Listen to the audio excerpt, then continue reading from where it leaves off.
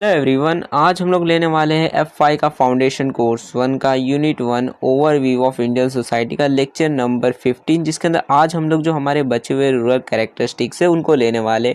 तो जितने भी F5 के हैं, FYBsc, BA, BCom, BAF, जितने भी सब कोर्सेस हैं उन सब के लिए फाउंडेशन कोर्स है, तो ध्यान से देखना। 10वां जो हमारा रूरल कैरेक्टरिस्टिक है वो है मीडिया एक्सपोजर।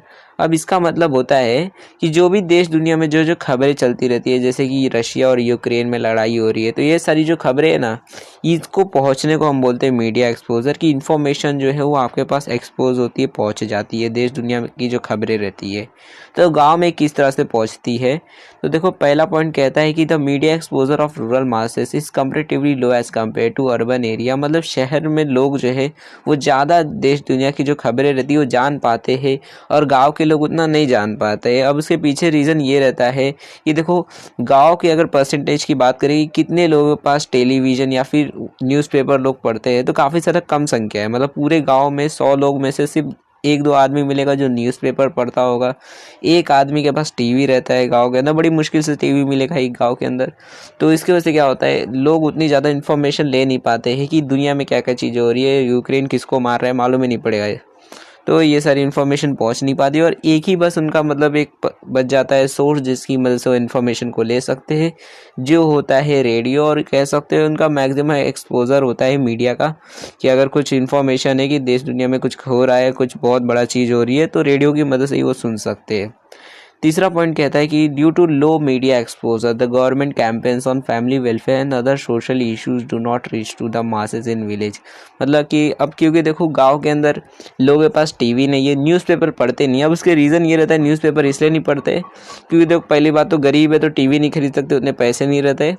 और न्यूज़पेपर इसलिए नहीं पढ़ सकते क्योंकि वो उतने पढ़े लिखे नहीं रहते, मतलब उनको पढ़ने नहीं आता, ना हिंदी आता है ना इंग्लिश पढ़ने आता है, जिसकी वजह से वो न्यूज़पेपर नहीं पढ़ सकते। ठीक है, न्यूज़पेपर पढ़ने के लिए कम से कम रीडिंग तो आनी चाहिए ना, हिंदी तो आती नहीं है तो कहाँ से पढ़ेंगे, तो इसलिए न्यूज़पेपर भी नहीं पढ़ सकते। तो एक ही एक्सपोजर बचता है, रेडियो। अब क्योंकि इतने सारे कम एक्सपोजर होने की वजह से क्या होता है, गवर्नमेंट कभी कभी कुछ कैंपेन्स रखती है या फिर कुछ ऐसे रखती है ना, योजना, अपनी अलग अलग योजनाएं लाती रहती है गांव के जो लोग होते हैं उनके लिए। तो वो उतना जान नहीं पाते कि उनको पता नहीं चलता कि गवर्नमेंट ने कोई नई कैंपेन चालू की या फिर कोई नया मतलब उनका कुछ हमारे रिलेटेड कुछ चीज़ निकाली है जिससे हमारा कुछ फ़ायदा होने वाला है, कुछ सब्सिडी दे रहे, तो कुछ मालूम ही नहीं पड़ेगा, जिसकी वजह से वो अप्लाई नहीं कर पाएंगे उस चीज़ के लिए कि गवर्नमेंट ने कुछ नया स्कीम लाया है, इसको अगर अप्लाई करेंगे तो आपको हर महीने इतने पैसे मिलेंगे। तो वो सारी चीज़ों को फ़ायदा नहीं उठा पाते क्योंकि उनको पता ही नहीं चलता कि इस तरह की गवर्नमेंट कोई कैंपेन भी डाल रही है। 11th जो हमारा रूरल कैरेक्टरिस्टिक है वो है पॉवर्टी।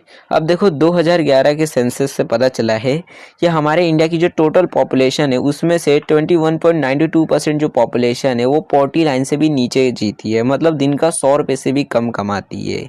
और जब यही चीज़ को फिर चेक किया गया उसी साल कि चलो देखते हैं कि अब गाँव जो है वहाँ पर कितनी पॉवर्टी लाइन से बिलो लोग जीते हैं, तो वहाँ पर पता चला कि 25% जो पॉपुलेशन है, मतलब 25.70% जो पॉपुलेशन है वो पॉवर्टी लाइन से भी नीचे जीती है। अगर सिर्फ गांव का चेक किया जाएगा तो गांव की टोटल पॉपुलेशन में से 25% लोग पॉवर्टी लाइन से भी नीचे जीते हैं, यानी कि लोग 100 रुपये से भी कम कमाते, गरीबी से एक्सट्रीम पॉवर्टी में जीते। तो इसके अंदर कुछ स्पेशल स्टेट्स है जहाँ पर काफ़ी ज़्यादा गरीबी देखी जाती है। अभी रीजंस भी बताऊंगा आपको कि क्यों इतनी गरीबी है इन देशों, मतलब हमारे इंडिया के अंदर। तो देखो सबसे पहले जो स्टेट आता है जहाँ पर सबसे ज़्यादा गरीबी है वो है उड़ीसा। उड़ीसा में सबसे ज़्यादा गरीबी है। दूसरा स्टेट दूसरा जो नंबर पे आता है वो होता है बिहार। बिहार है सेकंड नंबर पे गरीबी में है, और तीसरा मध्य प्रदेश है। तो ये जो 3 स्टेट्स है यहाँ पे सबसे ज़्यादा एक्सट्रीम पॉवर्टी आप मान सकते हो, काफ़ी ज़्यादा गरीबी है। अब यहाँ पे रीज़न भी है कुछ कि जिसके वजह से यहाँ पर काफ़ी ज़्यादा गरीबी है। सबसे पहले तो रीज़न है वो है high growth of population specially among the poor. मतलब देखो अब जैसे बिहार है तो बिहार जो है पॉपुलेशन के मामले में सेकंड नंबर पे आता है, नंबर 1 पे यूपी आता है, उसके बाद बिहार आता है। तो देखो बिहार की इतनी ज़्यादा पॉपुलेशन है, एक तो वहाँ पे अनएम्प्लॉयमेंट काफ़ी ज़्यादा है, वहाँ पे काम नहीं है, ऊपर से क्योंकि वहाँ की पॉपुलेशन ज़्यादा है तो चीज़ें भी ज़्यादा महंगी मिलेगी, लोग ज़्यादा है, डिमांड ज़्यादा है, तो इसके वजह से चीज़ें महंगी काफ़ी ज़्यादा मिलने लगती है, जिसकी वजह से और ज़्यादा पॉवर्टी में लोग गरीबी में पहुँचते जाते हैं, लोगों के पास सामान खरीदने के पैसे ही नहीं रहते। तो ये पहला रीज़न है कि high growth of population specially among the poor, मतलब जो गरीब लोग हैं वहाँ पर ज़्यादा पॉपुलेशन होने की वजह से क्या होता है, लोग जो है और ज़्यादा गरीबी में पहुँचते जाते हैं। दूसरा जो रीज़न है वो है social exploitation by the landlord of the farm labourers. मतलब गांव में क्या होता है, जो लैंडलॉर्ड्स होते हैं मतलब बेसिकली ज़मींदार जो होते हैं वो क्या करते हैं, लेबरर्स को बुलाते हैं, मज़दूर को बुलाते हैं खेती करवाने के लिए, और काफ़ी ज़्यादा कम पैसे देते हैं खेती करवाने के बाद। मतलब काम करने के बाद 100 से 150 रुपये खाली हाथ में दे देते हैं।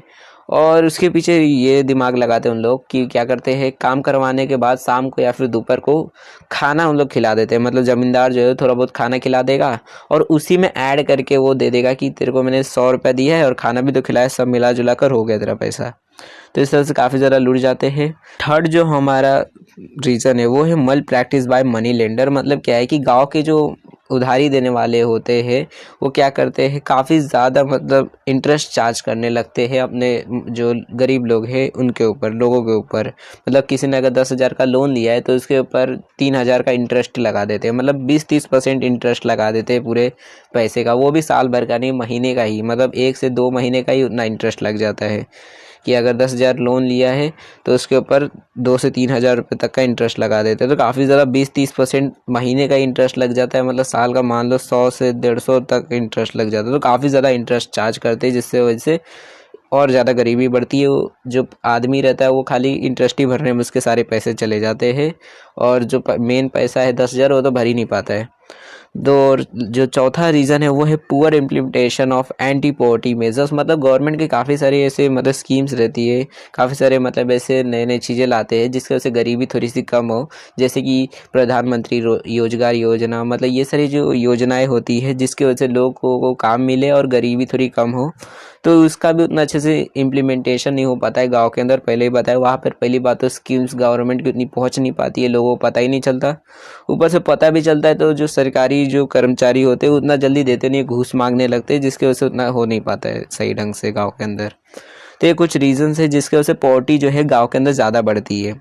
अब 12th जो हमारा रूरल कैरेक्टरिस्टिक है वो है वर्क पार्टिसिपेशन रेट। इसका मतलब होता है कि अब गांव के अंदर कितने लोग जो होते हैं वो काम करने के लिए तैयार हो जाते हैं। मतलब 18-20 साल से ऊपर हो चुके हैं और अब काम करने के लिए तैयार है, तो इसकी रेट पता करते हैं। तो देखो पहला पॉइंट क्या कहता है कि the work participation rate is the ratio of total workforce to the total population. मतलब टोटल जो पॉपुलेशन है उसमें से कितने जो लोग हैं वो काम करने के लिए अब बड़े हो चुके हैं, तैयार हो गए। मतलब मान लो अब हम जैसे 120 करोड़ की आबादी है तो उसमें से कितने लोग जो है वो अब 18 से ऊपर हो चुके हैं और अब काम करने के लिए तैयार है। मतलब बच्चे बूढ़ों को छोड़कर अब जो काम करने के लिए तैयार है उनका रेशो को ही हम बोलते हैं वर्क पार्टिसिपेशन रेट। तो दूसरा पॉइंट क्या कहता है कि देखो वर्क पार्टिसिपेशन रेट जो है रूरल एरिया के अंदर वो काफ़ी ज़्यादा मतलब सिमिलर है अर्बन एरिया से। मतलब थोड़ा बहुत का माइनर चेंज, मतलब थोड़ा बहुत चेंजेस दिखता है। जैसे कि अब अगर हम लोग मेल्स की बात करें तो रूरल एरिया के अंदर मेल्स का जो वर्क पार्टिसिपेशन रेट है वो 53% है। मतलब कि 53% जो लोग होते हैं पूरे गांव के अंदर वो अब काम करने के लिए तैयार है। मतलब उनकी उम्र हो चुकी है काम करने के लिए। और अगर शहर की बात करें तो शहर के अंदर 53.8% लोग जो होते हैं वो काम करने के लिए तैयार हो जाते हैं, उनकी उम्र हो जाती है। तीसरा देखो पॉइंट क्या कहता है, as far as female work are concern the work participation rate is 30% comparatively higher than in urban areas. मतलब देखो कि वर्क पार्टिसिपेशन रेट जो है फीमेल्स का वो शहर के अंदर कम है और गाँव के अंदर ज़्यादा है। अब इसके पीछे का रीज़न क्या है तो अभी बताता हूँ। देखो कि क्यों गांव के अंदर ज़्यादा है और शहर के अंदर कम है। ऐसा तो देखा जाएगा तो शहर के अंदर ज़्यादा लड़कियां काम करती है, बाहर जाके कंपनी में काम करती है, और गांव के अंदर तो कोई औरत कंपनी में जाती ही नहीं है घर छोड़ के काम करने। तो देखो रीज़न बताऊंगा, लेकिन पहले ये सुनो कितना परसेंट है। तो गाँव के अंदर 30% जो फीमेल्स होती है वो काम करती है, और शहर में 15.4% जो फीमेल्स होती है वो काम करते हैं। ठीक है, तो अब देखो इसके पीछे रीज़न बताता हूँ गांव के अंदर क्यों 30% इतना ज़्यादा वर्क पार्टिसिपेशन रेट है और शहर के अंदर उसका आधा ही है। तो गांव के अंदर इसलिए ज़्यादा है क्योंकि देखो वर्क पार्टिसिपेशन रेट के अंदर खाली ये नहीं आता कि कोई आदमी कंपनी के अंदर ही काम करेगा तभी उसको वर्क पार्टिसिपेशन रेट में गिना जाएगा। अगर कोई खेती बाड़ी में भी काम करता है तो उसको भी उसके अंदर ही गिना जाता है, जिसकी वजह से गांव की जो औरतें होती है, ज़्यादातर जो मैक्सिमम औरतें होती है वो खेती बाड़ी में थोड़ा बहुत हाथ बताती रहती है, काम करते रहते हैं, इसलिए उन्हें भी गिना जाता है वर्क पार्टिसिपेशन रेट में कि वो भी काम कर रहे हैं खेती बाड़ी के अंदर। और बाकी के जो 70% जो फीमेल्स है वो नहीं करते हैं, बिकॉज हो सकता है कि उनका नहीं जाते होंगे खेत के अंदर काम करने के लिए, या फिर अगर अमीर होंगे तो नहीं करते होंगे, लेबर्स रखे होंगे। और शहर के अंदर क्या होता है, शहर के अंदर जनरली ज़्यादातर जो औरतें होती है वो काम नहीं करती है, घर ही के अंदर घर का काम करते हैं खाली शहर के अंदर, और थोड़े बहुत रहते हैं तो सीधा कंपनी में ही काम करते हैं। तो इसकी वजह से ज़्यादातर जो औरतें होती है शहर के अंदर वो काम नहीं करती है, तो थोड़े बहुत ही करते हैं। इसकी वजह से 15.4% जो औरतें होती है शहर के अंदर सिर्फ वही काम करते हैं। लास्ट जो हमारा रूरल कैरेक्टरिस्टिक है वो है मेन प्रॉब्लम्स, मतलब अब लास्ट फेज पे आ चुके हैं कि अब आखिर क्या क्या प्रॉब्लम्स दिखती है हमें गांव के अंदर। मतलब अब देखो सबसे पहला इसका प्रॉब्लम क्या है, तो वो है lack of infrastructure facility such as road, transport, electricity etcetera. मतलब इंफ्रास्ट्रक्चर उतना अच्छा डेवलप नहीं होता है, रोड्स अच्छे से बने हुए नहीं रहते, काफ़ी सारे खड्डे रहते हैं रोड के अंदर, ट्रांसपोर्ट की इतनी फैसिलिटी नहीं रहती है, मतलब उतना ज़्यादा जो एयरपोर्ट से वो ज़्यादा अवेलेबल नहीं होते ज़्यादातर जगह पे, और काफ़ी सारी और भी प्रॉब्लम, इलेक्ट्रिसिटी की बिजली जो रहती है रात को कट जाती है, दिन में उतनी आती नहीं है, तो दिन भर में मतलब थोड़ा ही टाइम रहता है जहाँ पे बिजली आती है, कुछ कोई कोई गाँव में तो बिजली भी नहीं आती है, और पानी की भी थोड़ी बहुत कुछ गाँव में काफ़ी ज़्यादा प्रॉब्लम रहती है। तो ऐसे ये सारे जो प्रॉब्लम्स है, ये इंफ्रास्ट्रक्चर फैसिलिटीज़ उतनी ज़्यादा डेवलप नहीं है, इसकी वजह से ये सारी प्रॉब्लम्स आती है। अब देखो दूसरा प्रॉब्लम जो है वो है लो लेवल ऑफ लिटरेसी। मतलब क्या है कि गांव के अंदर लिटरेसी लेवल काफ़ी ज़्यादा बेकार है, मतलब उतना ज़्यादा अच्छे से पढ़ाई हो नहीं पाती है। वहाँ पर ज़्यादातर जो स्कूल्स होते हैं वो सरकारी होते हैं, और सरकारी उतना ज़्यादा अच्छे से पढ़ाते नहीं है वो सरकारी स्कूल्स। तो ये एक प्रॉब्लम है कि वहाँ पे लिटरेसी का जो बेसिकली लेवल है काफ़ी ज़्यादा ख़राब, उतनी अच्छी पढ़ाई नहीं हो पाती है। और नेक्स्ट जो थर्ड मेन प्रॉब्लम है वो है higher incidence of poverty as compare to urban areas. मतलब यहाँ पे ज़्यादा लोग गरीब है शहर के मुकाबले में, शहर में मतलब थोड़ा कम गरीबी है और गांव में ज़्यादा गरीबी है। और फोर्थ जो प्रॉब्लम है वो है social exploitation bye landlord and others. मतलब जो ज़मींदार होते हैं या फिर जो मनी लेंडर्स होते हैं, जो उधारी देते हैं, वो सब मतलब गरीबों को लूटते रहते हैं। तो इसकी वजह से ये भी एक प्रॉब्लम है कि काफ़ी ज़्यादा लूट जाते हैं लोग। ऊपर से गाँव के लोग जो होते हैं उतने ज़्यादा बैंक में नहीं जाते हैं पैसे लेने के लिए, और उनको जल्दी मिलता भी नहीं है लोन, जिसकी वजह से उनको मनी लेंडर से ही लेना पड़ता है। गरीब लोग को उतना जल्दी मिलता नहीं है, जिनको नहीं चाहिए रहता उनको जल्दी लोन मिलता है, जैसे अमीर लोग को जल्दी लोन मिल जाएगा। और शहर में देखा जाए तो शहर में थोड़ा जल्दी लोन पास हो जाता है, लेकिन गांव में उतना नहीं हो पाता है। और लास्ट जो हमारा मेन प्रॉब्लम है वो है डिस्कस्ड एंड सीजनल अनएम्प्लॉयमेंट। मतलब क्या है कि जो काम होता है गांव में, अब देखो गांव में लोग खेती बाड़ी करते हैं, तो साल भर तो लगातार खेत में काम नहीं करते रहते, साल भर थोड़ी हल चलाते रहते। उन लोग हो सकता है कि 6 महीने काम करते हो, फिर अब 6 महीने के बाद उन्हें फसल उगा दी, अब 6 महीने तक उनको कोई काम नहीं रहता है। मतलब अब जो फसल है वो अपने आप उग रही रहती है, अब खाली देखते रहने का रहता है। तो सीजनल अनएम्प्लॉयमेंट भी रहता है, मतलब उनके पास अब काम नहीं रहता, आराम से बस बैठे रहते हैं। अगर उनके पास काम रहता तो वो कुछ और करते, एक्स्ट्रा पैसे कमा सकते रहते। तो ये सारी प्रॉब्लम्स है जो दिखती है गाँव के अंदर, ठीक है। तो आई होप आपको सारी चीज़ें समझ आ गई होगी। यहाँ तक हमारे रूरल कैरेक्टरिस्टिक्स ख़त्म हो गए हैं। अगर आपको इसकी नेक्स्ट वीडियो देखनी है तो चैनल को सब्सक्राइब कर दो, और इस वीडियो को अपने जितने भी दोस्त थे उन सबको शेयर कर दो ताकि ये वीडियो वहाँ तक पहुँच सके। एंड इस वीडियो को लाइक कर देना अगर पसंद आई होगी, समझ आई है, इन्फॉर्मेटिव लगी है तो लाइक कर देना, और कमेंट करके बताना वीडियो में अगर कोई किसी भी तरह की प्रॉब्लम आती है या फिर डाउट आता है तो आप लोग कमेंट सेक्शन में पूछ सकते हो।